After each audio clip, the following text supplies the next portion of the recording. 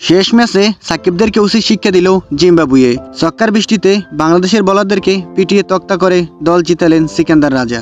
দর্শক, শেষ টি-20তে মাঠে নেমে টস হেরে আগে ব্যাট করে ব্যাটিং ব্যর্থতায় ডুবে বাংলাদেশ, যেখানে পুরো 20 ওভার খেলে মাহমুদুল্লাহ রিয়াদের হাফ সেঞ্চুরিতে 157 রান সংগ্রহ করে।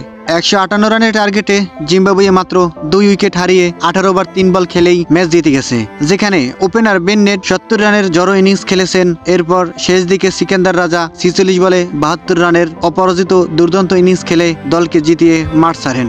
দর্শক, জিম্বাবুয়ের বিপক্ষে 5 ম্যাচের টি-20 সিরিজের প্রথম 4 ম্যাচে জয় তুলে নিলেও শেষ ম্যাচে জিম্বাবুয়েকে হারাতে পারল না বাংলাদেশ।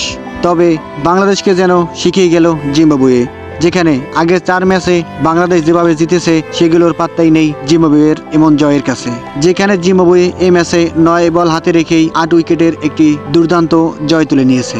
প্রিয় দর্শক, আমাদের চ্যানেলে প্রথমবার এসে থাকলে চ্যানেলটি সাবস্ক্রাইব করে আমাদের সাথেই থাকবেন। ধন্যবাদ।